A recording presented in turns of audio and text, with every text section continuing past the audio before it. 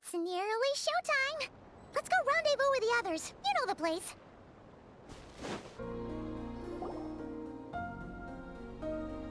Ah, you're earlier than I expected. Hey, Flint's! Been waiting here long? Not too long. I came a little early so I'd have some time to think. Are you nervous about the battle? Quite the opposite. I'm reminiscing on my past battles. When I was awakened by the Ratniki, I had not touched a weapon in many years. I felt like the battlefield was not where I belonged. But after waging war against the Wild Hunt for so long, I came to realize something. A life of absolute peace is simply not a possibility for me. My restless flame indicates that somewhere inside of me, there is a deep yearning to root out the evil in this world. Oh, that doesn't sound like such a bad thing. Well, in the past, when I was a Fae whose primary concern was hibernation, it was hardly ideal. But it certainly serves me well here in the present. And I am delighted to be able to join forces with you in this endeavor. Looks like I'm not the first to arrive. Ah, Miss Lauma. Did you sleep okay last night? I struggled to settle down at first, because of the nerves. But don't worry. I got enough sleep in the end. I'll be just fine.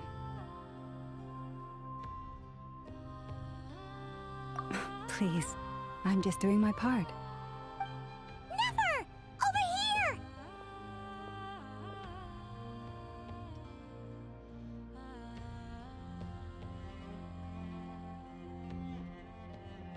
Aino asked me to relay a message. She said Anefa will be on high alert and keep a close watch over all secondary districts where defense is required, providing support as necessary. Meanwhile, Aino herself will provide range support to us directly, using her latest invention. Excellent. My thanks to all involved. The chess set's looking a little unstable. It won't hold him much longer.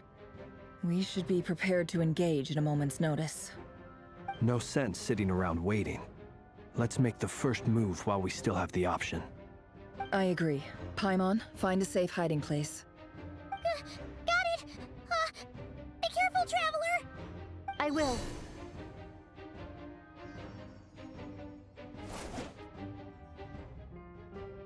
Everyone, take your positions as soon as the battle starts. Every ounce of strength we have in our bones, let us bring to this fight. Ready?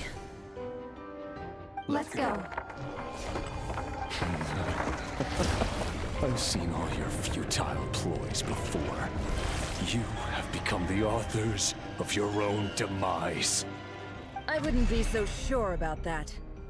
You are merely a moment of sport before I tear down the moon.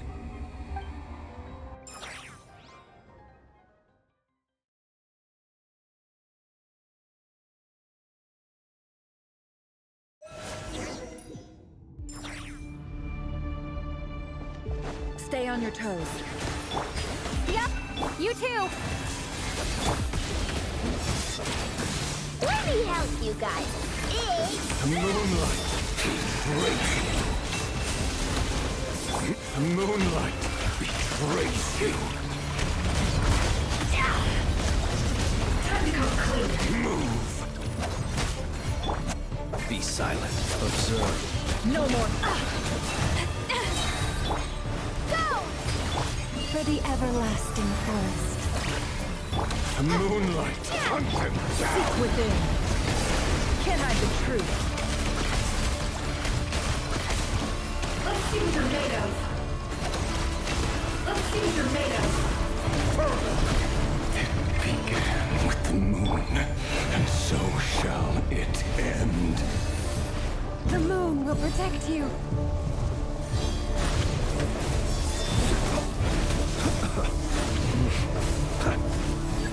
Do you see now?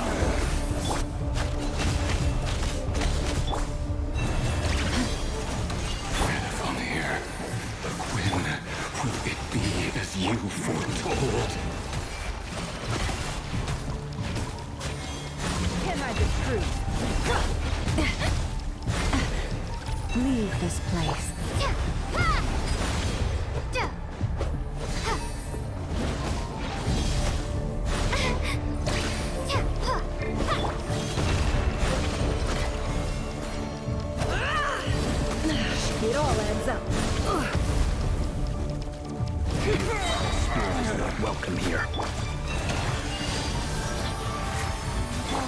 Can't hide the truth.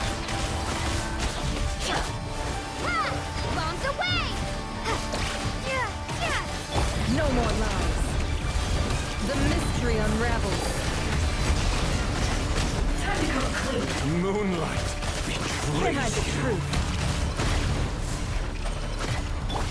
Forest, protect us for the everlasting forest. Be silent. Are you quite finished? Child, It all adds up. hunt him down! Let's see what you're made of. The moonlight Can't hide the truth. betrays you. Your little game of heroics is over. Moonlight wants to go first.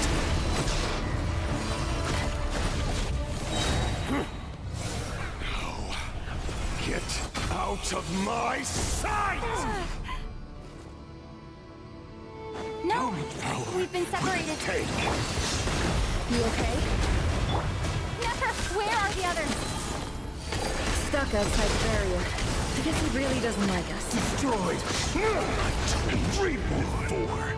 For knowing too much is always a death sentence. Be careful what you wish for.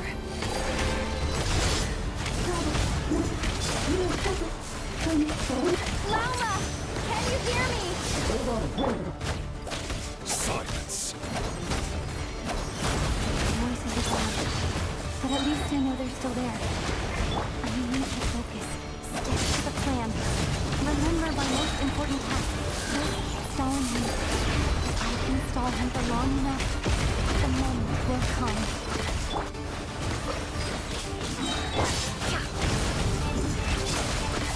Let's see what you're made of. Bombs away!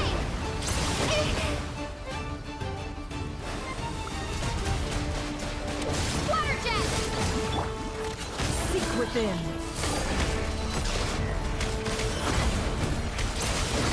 It all falls into place. Can't hide the truth. Ha! Wipe out! It all adds up.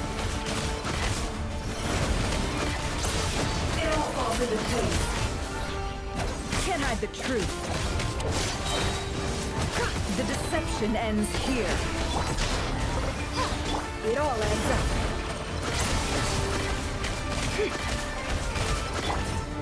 Bombs away! No more lies.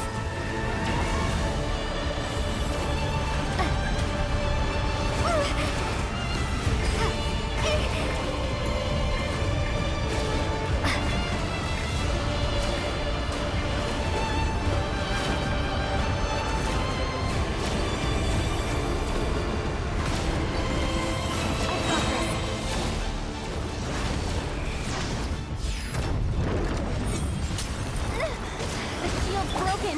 I can't keep this up. Don't push your luck. Death is within my grasp. Water jet! Can't hide the truth. How unfortunate. Water jet! No more lies. The mystery unravels. Let's see what you're made of. Wipe out! Go! Can't hide the truth. Let's see what you're made of. No more lies. It all falls into place. Destroyed. And reborn. Can't hide the truth. Seek within. Bombs away! Go! Time to come clean. We run or to hide. Water jet! It all adds up. It all falls into place. The deception ends here. No more lies. Stop!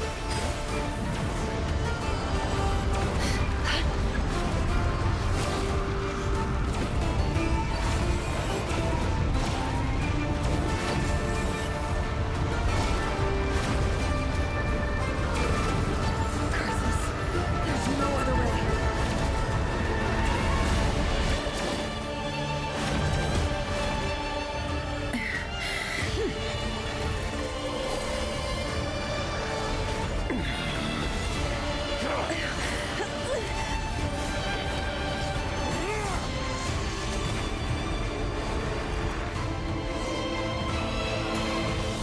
The only way to defeat Rarer is to borrow his own power. That means Columbina will have to disappear while you two bear the brunt of his attacks. You have to hold on. Find a way to keep him focused on killing the two of you.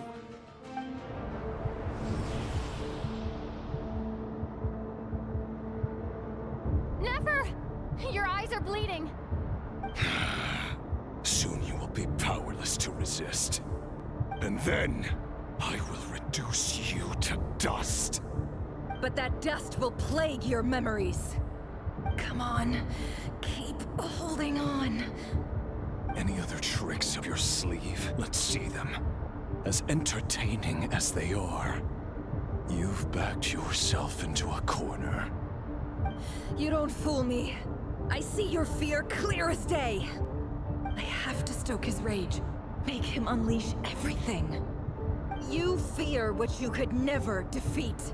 You fear the thought of never being able to save your beloved. You cannot win the fight against fate, Rarir. Is that what you think? Well, now it's your turn to feel afraid!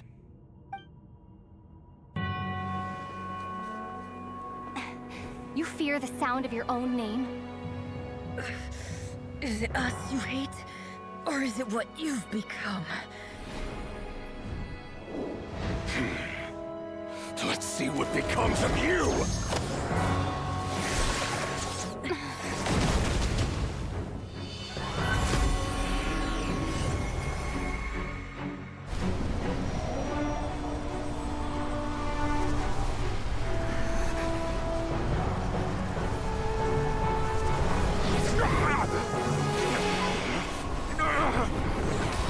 What's happening?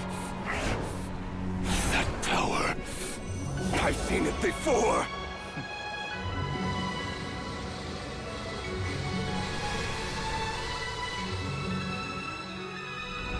His power is on another level. We'll need to use an alchemical array to convert his power into a usable form. Then quickly channel it into Columbina, rendering her powerful enough to compete with him. I'll join you. I can help. If I release enough abyssal energy into a confined space, it'll create a potential difference, allowing us to extract a huge amount of elemental energy. Next, I'll synchronize with everyone's minds using Pyro, then give you temporary access to their abilities and fields of view. But it won't last long. Can you see? Well enough. So, we have a student of Gold Rheindotter in our midst. How about that?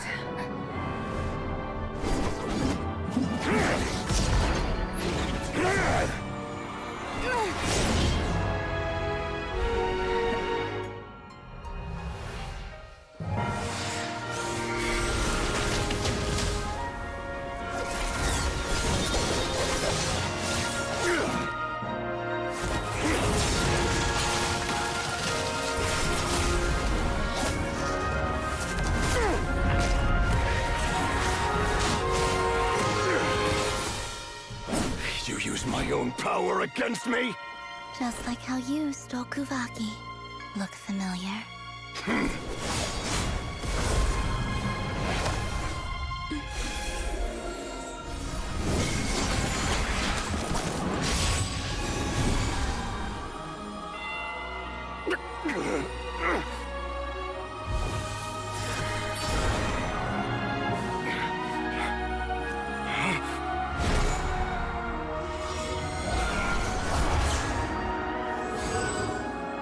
Don't you realize? You don't have the power to hold that gate open. I don't, but someone else does.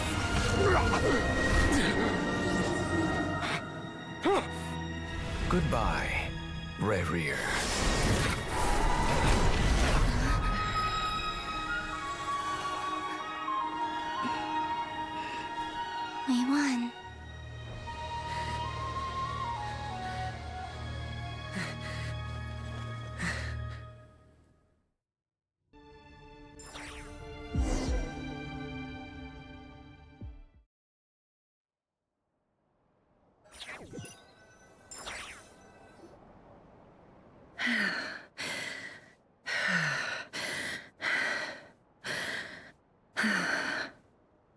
Nefer, how are your eyes? They're fine. Apart from the blindness, of course. It's not too late. Let me handle it.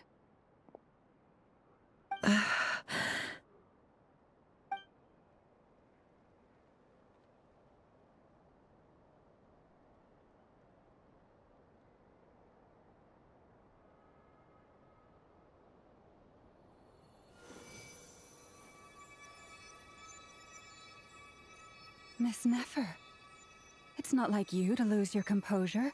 That was the most reckless thing I've ever seen you do. Reckless how? The situation was critical. Our lives were at stake. We had to do something. Even so. Okay. I guess you're right. Under the circumstances, it was a wise decision. You traded your eyes for an incredible victory. In business terms, I suppose that's a huge return on investment. I'd be hard-pressed to argue otherwise. Still, I don't like this outcome, and I don't want you to lose your sight for good. People suffer when they make sacrifices they shouldn't have to make, whether that means faith, strength, or in this case, your ability to even see. I had hoped you could win without sacrificing so much as a single hair on your head. Thank you. Really. All done. Don't try and open your eyes just yet. We'll see how you're doing in a couple of days. Until then, please follow your recovery plan to the letter. I'll send full details through Yehoda. For now, just get yourself home, relax, and rest. My dear friends, we have fought bravely and achieved a spectacular victory. A dark cloud has been lifted from the skies of Krai.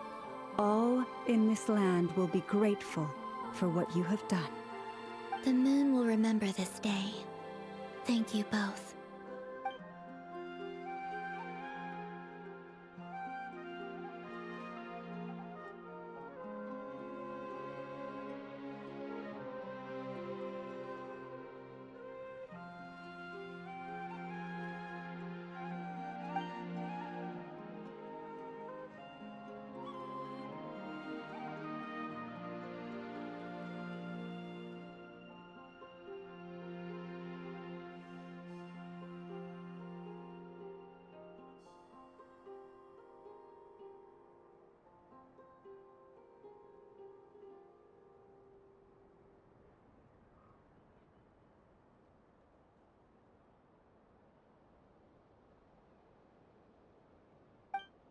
There's something I want to let you know. What is it? When Durin connected everyone's minds so I could access their powers, I also felt everything they felt. And since Nefer's eyes were injured, my eyes are hurting now too. Huh. Hold on. Let me try. I only feel the pain. There's no actual damage. I just thought I should tell you. You're right. There's no damage. That's a relief. But I must say, I'm surprised to hear the Kutar share something like this with me. In the past, you never used to open up about yourself.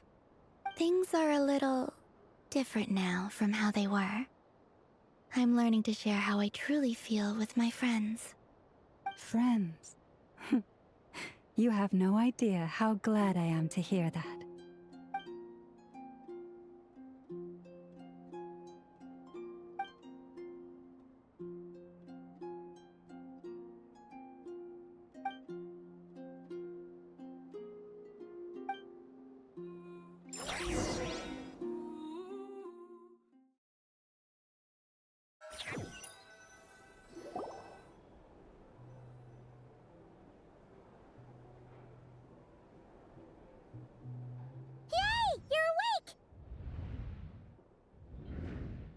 How are you feeling? Any aches and pains? Did you sleep well? I'm doing all right, Paimon. No need to worry about me. Phew! Well, that's That's good. Paimon's been sitting on the edge of the bed worrying about you for ages. You slept a whole day and night. Poor Paimon had to eat all by her lonesome. Glad to hear you didn't starve. How was the food? Well, it wasn't the same without you there to share it. Honestly, Paimon just can't relax when you're not your usual self. She couldn't enjoy the food and settle down to sleep. Well, I'm back to normal now. Oh yeah, and Albedo swung by earlier. He said to tell you to head to the tavern when you woke up. Varker and the others are organizing a victory feast and they want to celebrate with you. He also dropped off some medical supplies, but you seem fit as a fiddle, so guess you won't be needing those. If you're feeling up to it, let's head over now.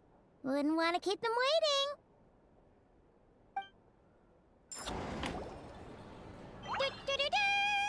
We're here! Oh, Traveler and Paimon! Perfect timing! We were literally just saying how there's no way we're holding this victory feast without you any longer, and we would have postponed it till tomorrow. How are you feeling today? Much better, thanks. Don't worry about me. Relieved to hear it. If that changes, just let me know. Happy to check you over at any time.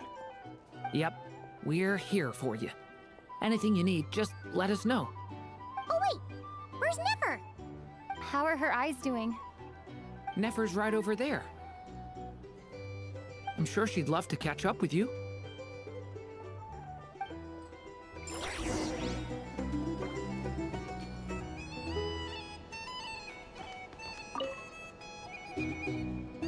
Hello, you. Recovered from the battle? Come on, what do you mean? Of course I'm gonna ask. I care about my friend's well-being. And we are friends, aren't we? Get yourself a drink. You've more than earned it.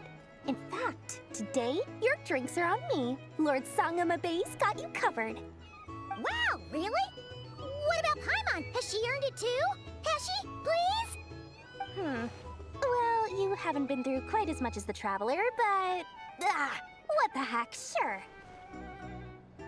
Yay! Wow! Drinks on Dory! What a historic day. Hey, keep your voice down, or everyone else is gonna want in too. Have you heard anything I've been saying recently? Doing business in Krai has been an absolute nightmare. If I'm buying for everyone, oh... Okay. Paimon will speak more quietly. Jeez. That's more like it. Don't you forget, Lord Sangamabe doesn't just go around buying drinks for anyone and everyone.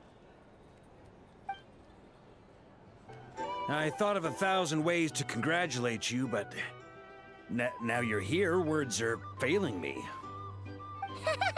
The honorary knight stuns them speechless once again. Well said. The honorary knight showed us all how it's done. The other knights told me that Mondstadt was the first stop on your journey. All of us are truly delighted to count you as our friend. I'd like to thank you for supporting the Knights of Favonius, and also for helping us save Krai. Nonsense! Of course I'm gonna mention it. This is more than just business. It's a relationship. And there can be no relationship without showing gratitude where it's due.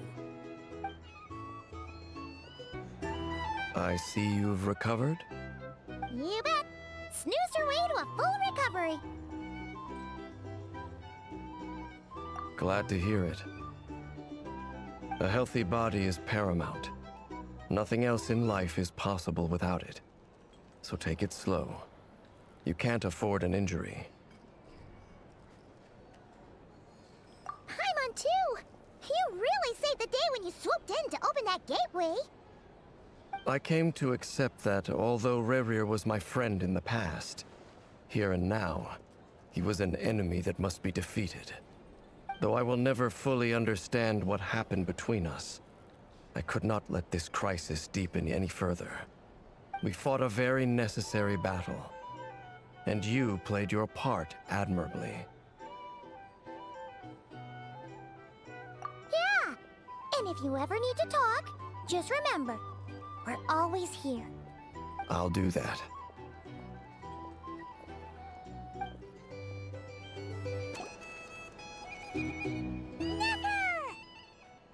Traveler, Paimon, are you recovering well? Turns out that moon chanter has some real talent after all.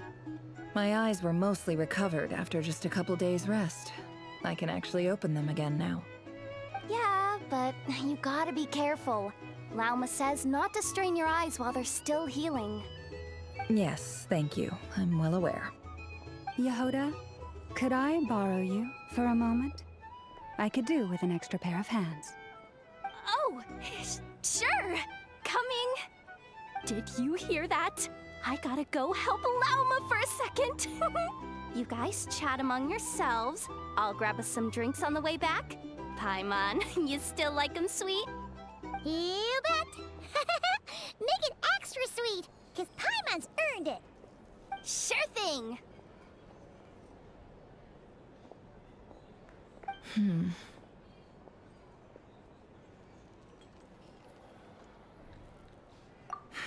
The Raker of Solnari.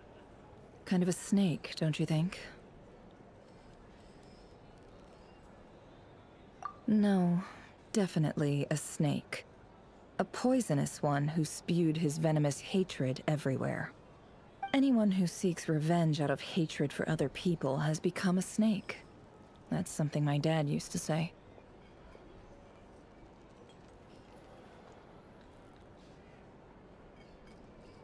Perhaps. I'm sure it sounds like a very wise and open-hearted perspective to your ears. But me?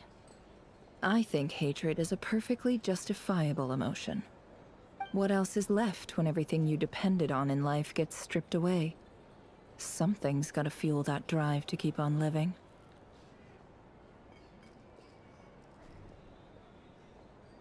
If you're worried about me, you can nip that in the bud. I'm not someone who gets stuck in the past. It's just... I suddenly feel like I was wrong to call my father a liar. He was just a fool. That's why the Academia turned their back on him, and why the other tribes ganged up on him. Oh, Father. How much better things could have been if you were a skilled liar. Look at the Ibis King. Thoth is a fiendishly cunning liar. And yet, strangely, he feels more like a father to me than my real dad ever was. He's never brought it up, but I'd bet he feels the same way. Why else would he give me the power to perceive the truth, while at the same time training me in the art of deception?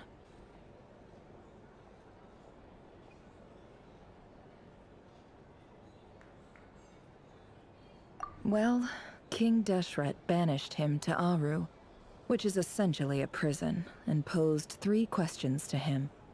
He promised that he'd have his freedom if he could find the answers. His response was to take on a physical form and approach me, hoping that I could become his envoy and search for one of the answers on his behalf. Did he really think I'd fall for that? He's stuck there. He can't make me return what he gave to me.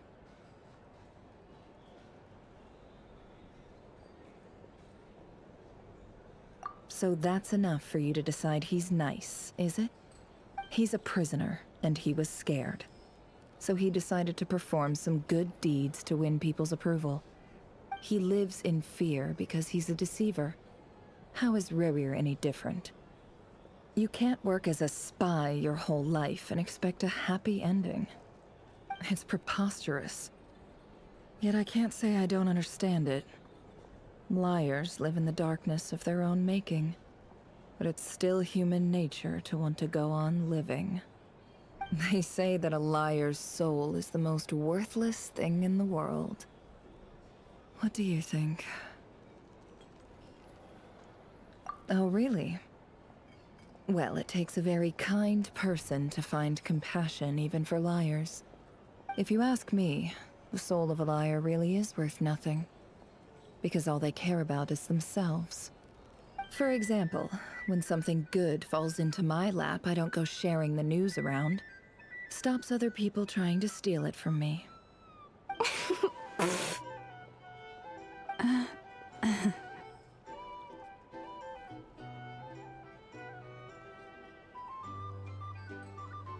So be it. They have sharp ears. I can't keep anything from them.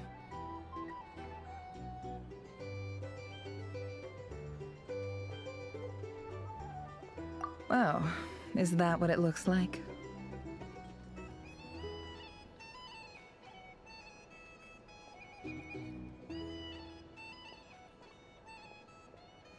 Well, you all know my past now. And I can't simply eliminate everyone who knows too much. So I guess I just have to put up with you. For the foreseeable future, at least. When you find yourself in a situation you can't control, the safest play is to keep calm and start monitoring everyone involved like a hawk. In the intelligence world, you need to have a sense of perspective and play your hand accordingly.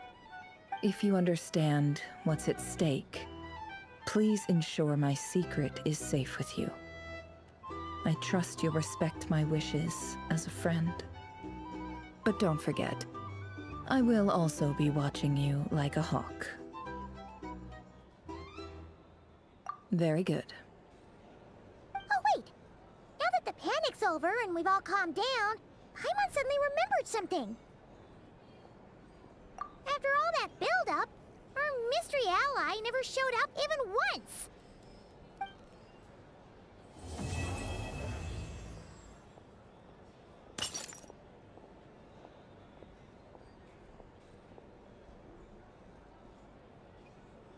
Huh? Am I imagining things?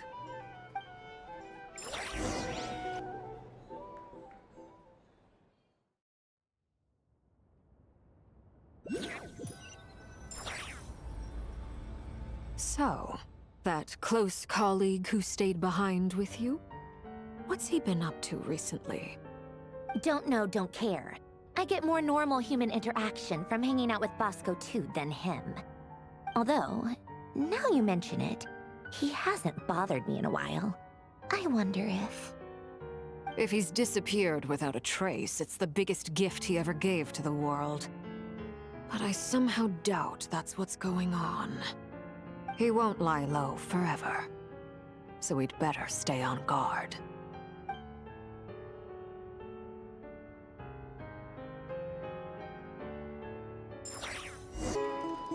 How have you been holding up? Any adverse reactions? If you start to take a turn for the worse, make sure you tell me right away. You don't need to worry about me, Grandmaster. I'm fine. I mean, I barely did anything, so... What?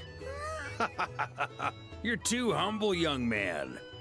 You played an indispensable role in the battle for Krai.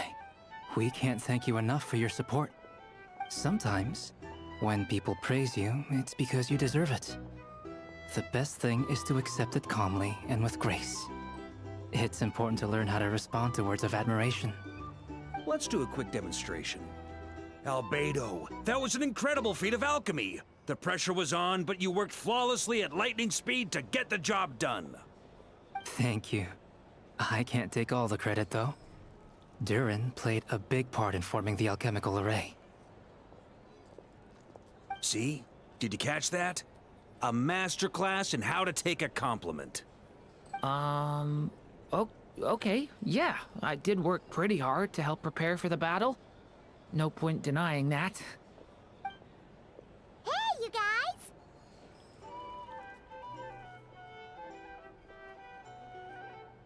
Hey, look who's bounced back. Looking good, Traveler. Seems like you've recovered. You won't need to take any more medication. Can I get you a drink? Huh? You know how to order at a bar now? You've sure learned a lot recently. Handling a drinks order is ridiculously simple compared to alchemy.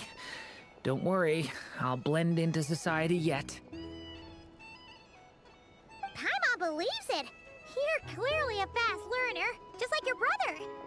To be totally honest though, Paimon didn't quite follow all the details when you first explained the plan to us.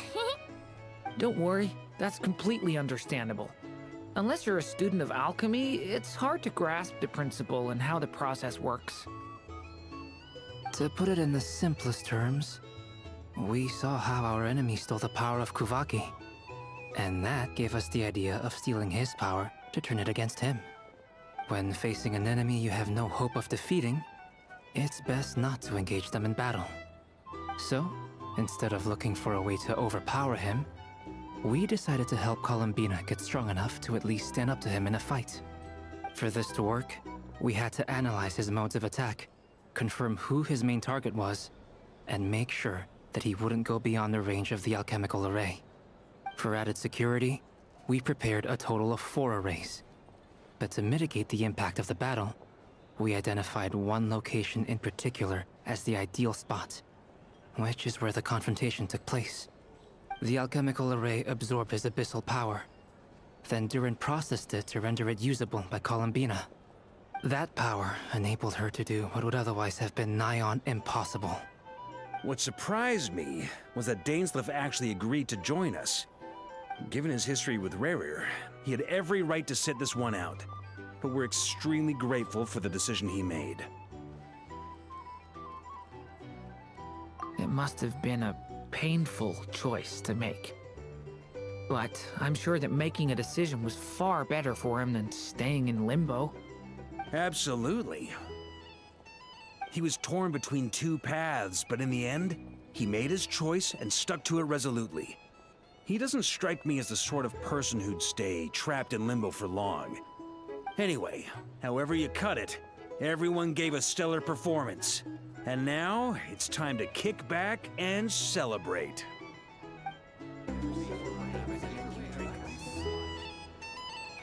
Ah, Lord Sangama Bay.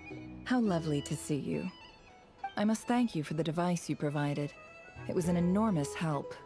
Would I be right in thinking that it was developed by the Academia? Why come and ask me when you clearly know already? I mostly came to thank you. That's more like it. A little gratitude goes a long way with Lord Sangama Bay. Play your cards right, and you might even stand a chance of becoming my long-term supplier.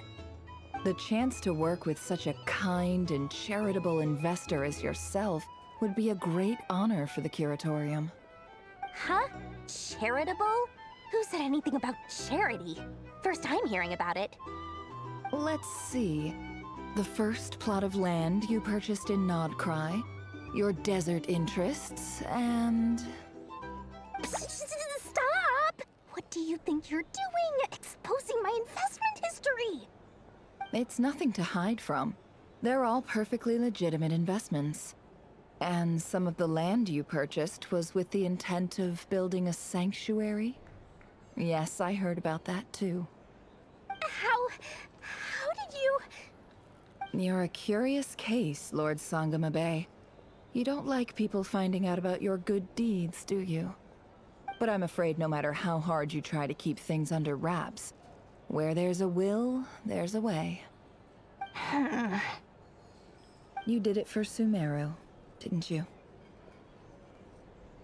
It was empty land that was gonna go to waste otherwise. I figured if I built something there, it might at least get some use in an emergency. Disasters are capricious things. They strike without any warning. I've lost family to a disaster before, and I don't want to lose any friends or business partners if I can help it. My elder sister used to dream of finding a sanctuary. Somewhere with plenty of food, water, and medicine. Where everyone could live happy lives. It was something I looked into, but after discussing things with the Dendro Archon, I decided on a more effective strategy. The tech people handled the tech, and Moneybags provided the Mora. It just made the most sense. It's a pity that so few people know the truth about you. Everyone says that you view everything in terms of Mora, and all you care about is growing your own wealth. So, what's the problem with that? Everyone wants to be rich. It's human nature. So yes, I love Mora, and it's nothing to be ashamed of. But surely you have dreams of your own beyond just making Mora. You don't get it, do you? My dream is to invest in other people's dreams.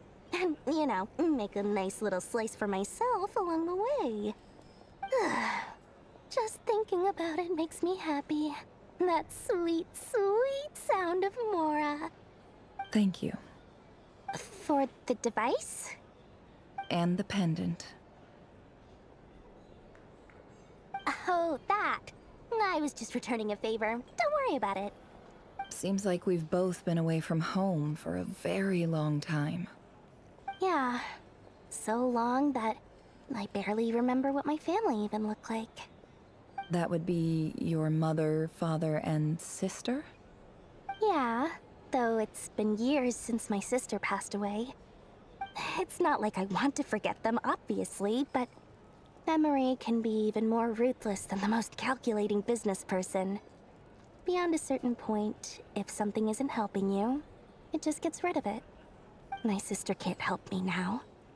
Slowly but surely, her face is fading from my mind's eye. It's become a vague impression. Not everything will fade. When loved ones pass away, the beautiful memories are the ones that last the longest. Yeah, that's true. If you ask me, that's the one silver lining in all of it. Well, that, plus, I'm sure that life is much better now than it was back then. Oh, absolutely. I have tons of Mora, a big beautiful house, business is booming, and I'm as happy as can be. You've got a lot going for you too. Boss of the Curatorium of Secrets? I'm sure there's plenty of Mora to be made in that line of work. I appreciate the vote of confidence.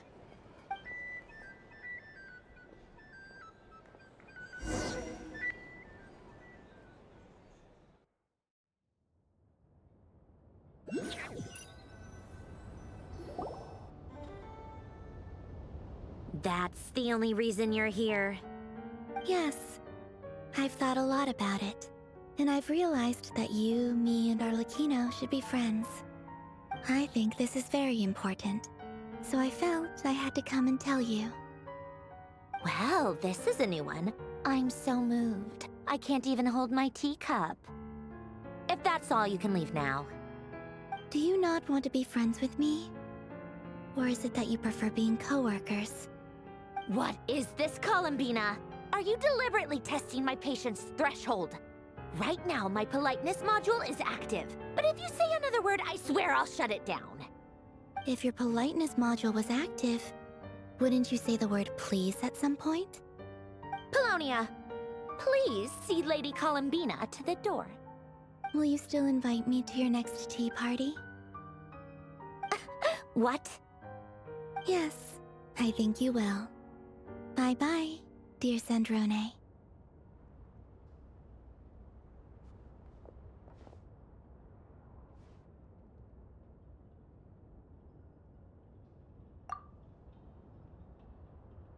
Last time, the Wild Hunt escorted you out. Would you rather I handled it myself this time? We just wanted to, see how you were doing now that it's all over. Why? Out of concern for my safety? I hope you didn't seriously think that the Rayhir of Solnari would be able to lay so much as a finger upon me, given how prepared I was.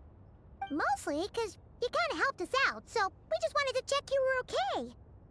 Looks like all your robots are fixed, huh?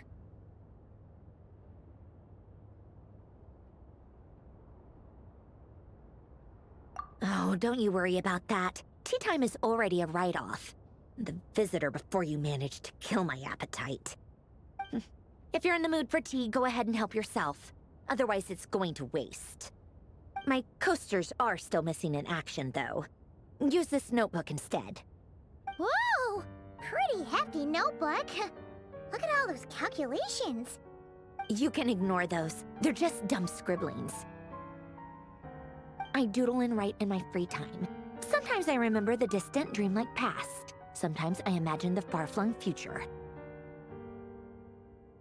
And other times, I grit my teeth and note down all the crazy nonsense going on in the present. Some people do the crosswords in the newspaper. This is my equivalent of that. Trying to predict the future is like daydreaming. And writing about the present just makes me furious. The past is my favorite. If If nothing else, it's already set in stone, so I don't have to rack my brains trying to figure it all out. Huh. Although, having said that, the only vaguely interesting memory in my past is probably that guy they call Lord Artificer. Who else? Pretty much all the mecha in Fontaine are his personal handiwork. Wait, are you saying you know him? Like, personally? As a friend? I mean, I guess we were friendly enough.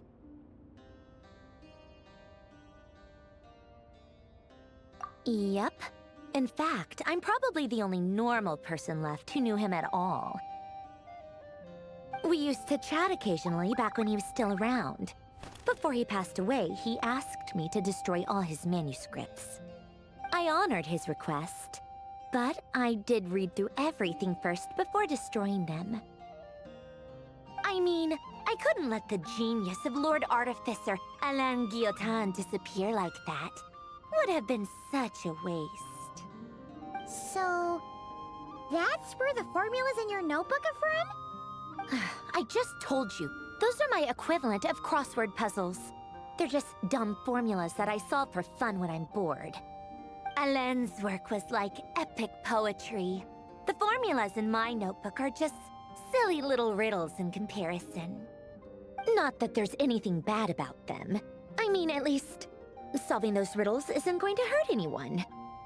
Except me, 'cause I lose a few brain cells in the process. Anyway, while we're on the topic, I might as well tell you about what happened to him and his friends. Alain Guillotin had two close buddies, Renee and Jacob. They spent their childhood years together in the Narzissenkreuz Institute. They were all quite competitive, so there was some rivalry between them, but it was a friendly rivalry. But beneath the friendship and the rivalry ran something deeper, a sense of nostalgia for the past. Unfortunately, childhood would end. The prophecy would come true, the apocalypse would arrive, and the future would never be. A mad dream that would normally only capture the minds of lunatics began to take root in their hearts. A dream of saving the world. And if Renee and Alain had been people of lesser wits, that dream would probably have ended up as something for them to joke about in their older years. But alas, they were some of the sharpest minds around. They nurtured that dream with the full power of their intellect, and it grew into something that ate away at their souls. The first of them to fall under its spell was Renee.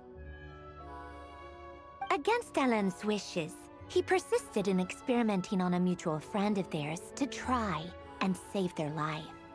Alain did not approve and parted ways with Renee. It's complicated. Alain wanted to believe that Renee only did what he did for the sake of their friendship. But when he told me about what happened, I could tell he still had some suspicions about Renee's motives. Perhaps the seed that would grow into a nightmare had already sprouted in Renee's mind. Even then, the next time they met, Renee's soul had been completely engulfed by the dream of salvation. His futile attempt to change the tide of fate only resulted in a wave that swallowed up the world, even before the apocalypse came. And although that wave died down eventually, I hear that it just recently came back with a vengeance. As I understand, Renee wanted to live out his dream of salvation once more. But I'm told that the attempted resurgence finally died out for good. At long last, Renee awoke from his deluded dream. Though of course by then it was far too late. What do you think of Renee? Do you admire his transcendent genius? His view that any price was worth paying to achieve the lofty goal of saving the world? Or do you despise him? Dismiss him as an evil madman who wrought havoc on the lives of everyone around him as he pursued his delusional dream? Same difference, really. Just a matter of perspective.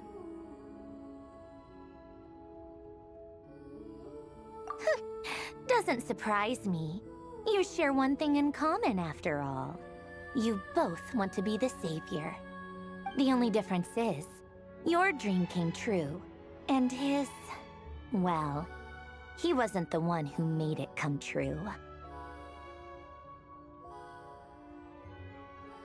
I don't like fanatics who give up their whole lives for their ideology. Nor do I like fools who let their delusions take control. Maybe I could understand if Renee had just been an ordinary person. But he had a sage-like intellect. And still managed to get himself lost in the labyrinth of his own desires. Anyway, that's enough about Renee. Now, moving on to Alain Guillotin, the Lord Artificer.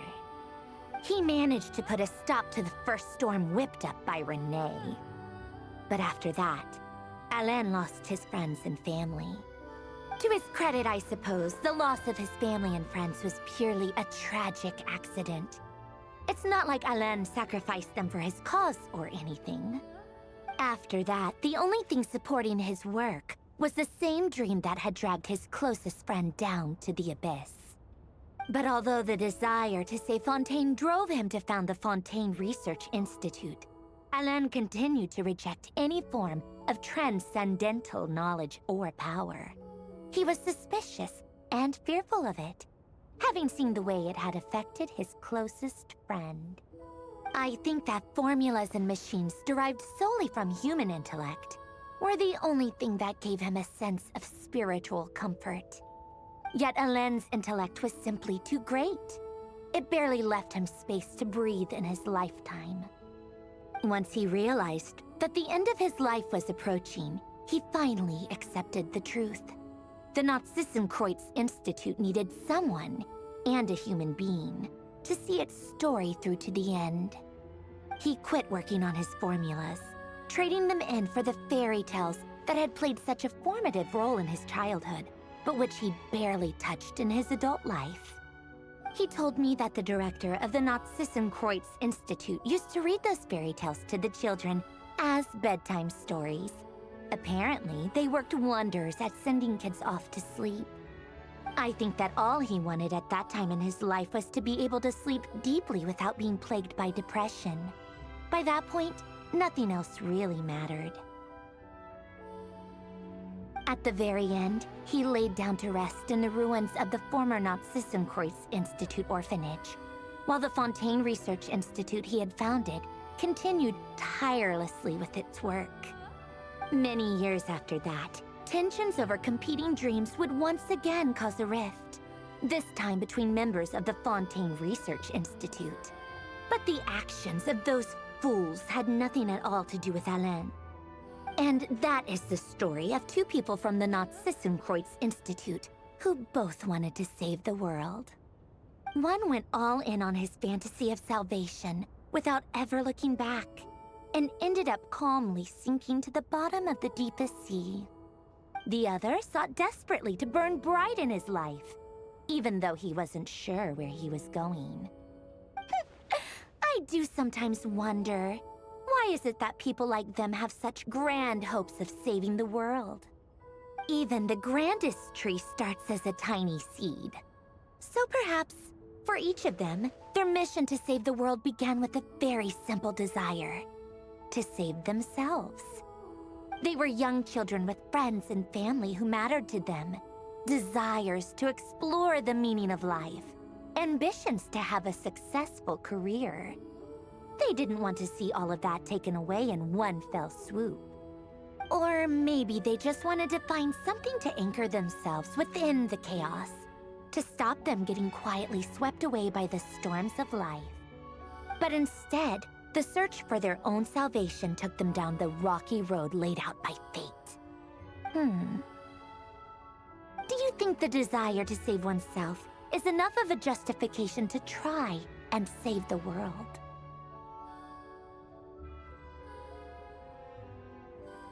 Sensible answer. Glad to know you've got your head screwed on straight.